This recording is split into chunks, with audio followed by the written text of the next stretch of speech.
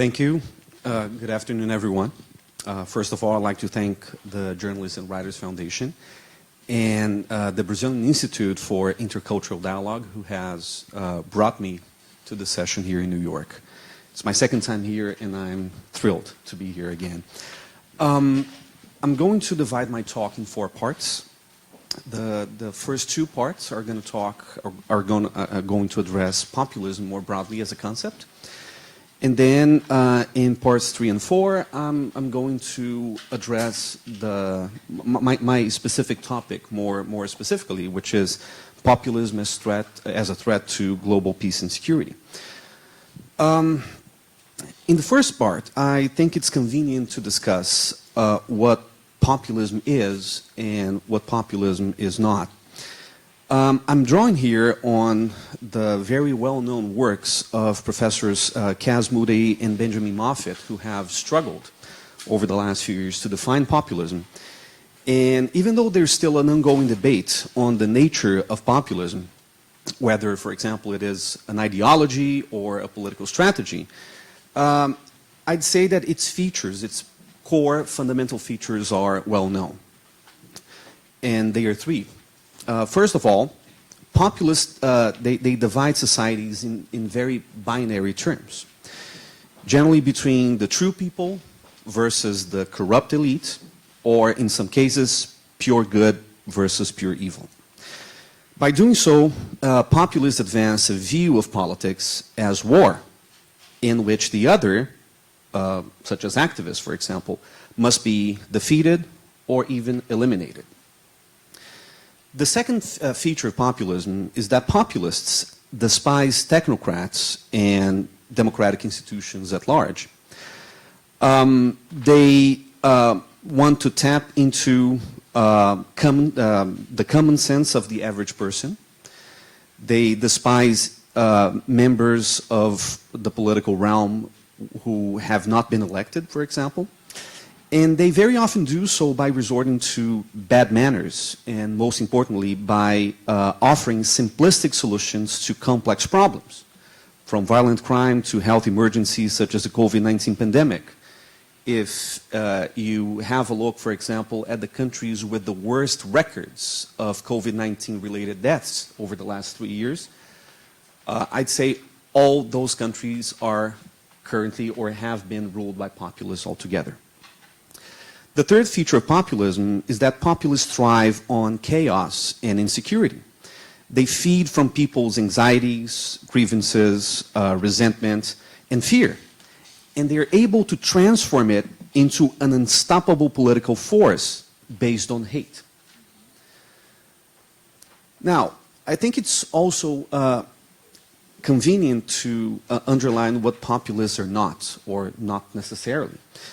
People usually have a very bad view of populists because, after all, they have swept across the world in recent years.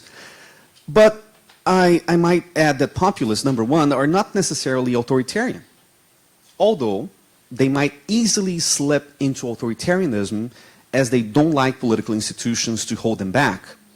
And they also advance the idea of a homogeneous society that most times leaves no room for the pluralism of civil society. The second reason, or the second element of populism, which is not necessarily true for all cases, is that populists are not necessarily serial liars.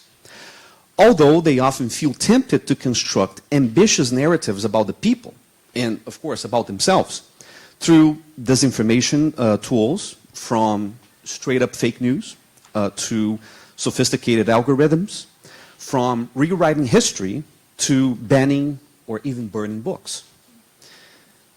3, populists are not always right-wing, although they tend to favor socially conservative agendas based on race, ethnicity, and/or religion. Even left-wing populists, despite embracing revolutionary motifs and progressive causes, they tend to overlook activists to tap into this very homogeneous and very often authoritarian idea of the people. Now, let me move on to the specific impacts of populism on on the world and how populists organize their own foreign policies. So I have two questions here that I want to answer. The first one is, what does a populist foreign policy look like? And second, how does it threaten global peace and security? And that's the topic that I was assigned to talk about.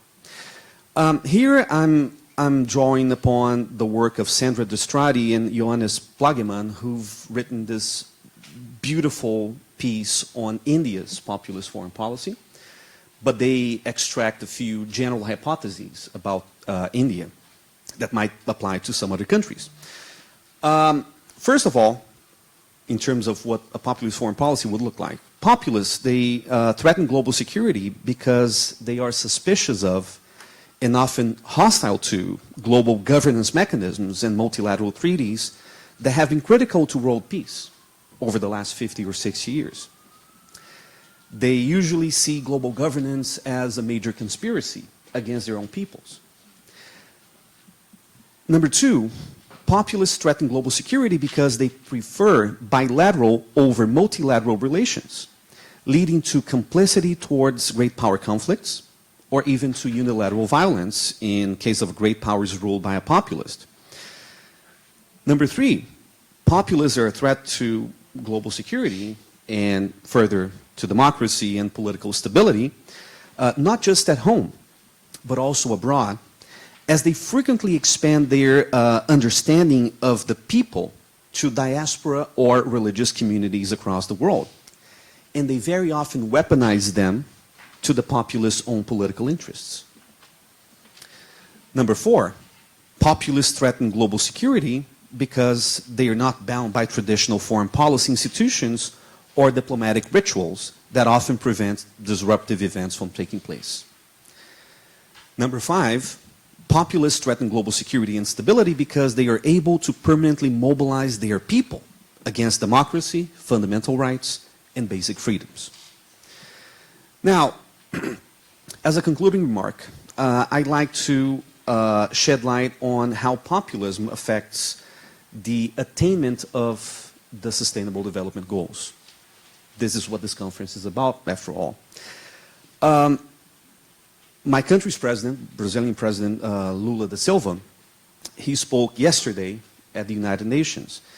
And in his speech, he underlined two very important things, in my opinion.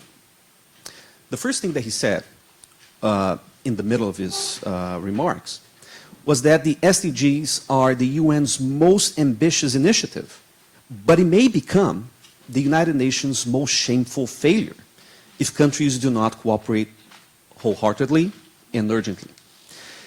Another thing that he said in his speech is that, and I totally agree with that, most political problems in the world today, brutal conflicts, democratic breakdowns, and the rise of extremism, share the common root of poverty and inequality.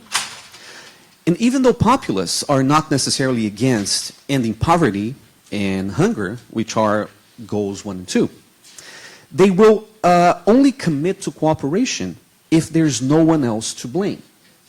It's very easy for populists to turn a blind eye to problems at home and say it's the imperialism is to blame, or something, globalism is to blame, or things like that.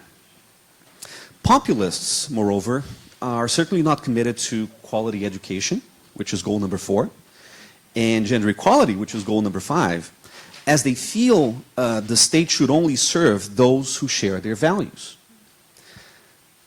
Populists do not seem to care either about clean energy, which is goal number 7, and climate change, which is goal number 13, often reducing those concerns to mere conspiracies advanced by transnational elites, which include scientists, activists, and liberal, sometimes called communist politicians, who disregard their people's true needs. Having said all that, it comes as no surprise that populists are not willing to embrace goal number 16, which is peace, justice, and strong institutions. But to end my talk on a positive note, I'm confident that populists uncommitted to global peace and security may lose momentum. It requires solid institutions, brave activists, and increased cooperation. And I'm pretty confident that an important step is being taken right here and right now. Thank you.